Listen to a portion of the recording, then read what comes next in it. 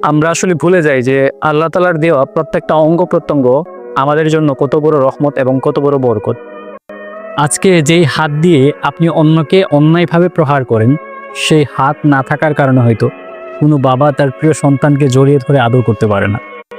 আপনি যে পা দিয়ে হেঁটে হেঁটে অন্যায় কাজ করেন, সেই পা না থাকার কারণে হয়তোবা কোনো একটা সন্তান স্কুলে গিয়ে পড়াশোনা করতে পারেন।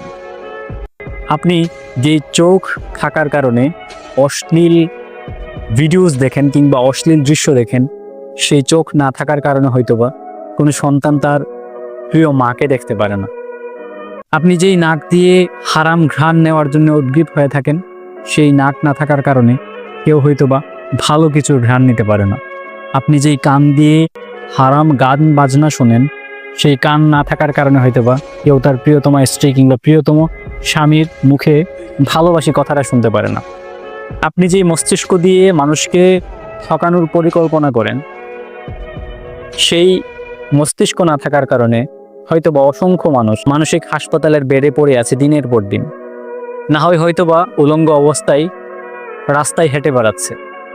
সুতরাং আল্লাহ তাআলা আপনাকে যে সমস্ত নিয়ামতগুলো দান করছে, সেই সমস্ত নিয়ামতের যদি যথাযথ ব্যবহার না করে সেইগুলোকে খারাপ পথে পরিচালিত করেন, তবে মনে রাখেন আল্লাহ তাআলা যেদিন আপনাকে ধরবেন, সেদিন আপনি ছুটে যেতে পারবেন না।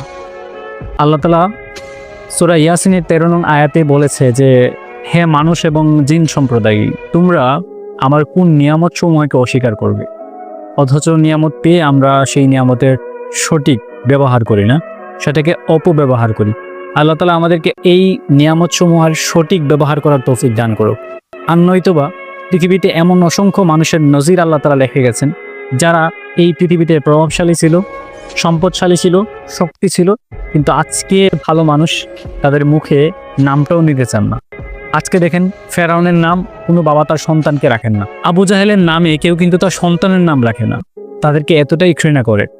পৃথিবী থেকে এভাবে চলে যাবেন না যেন আপনাকে ভালোবাসার মতো একটা মানুষও পৃথিবীতে না থাকে। আল্লাহ তাআলা আপনাকে সোজা করার আগে আপনি নিজেই সোজা হয়ে যান।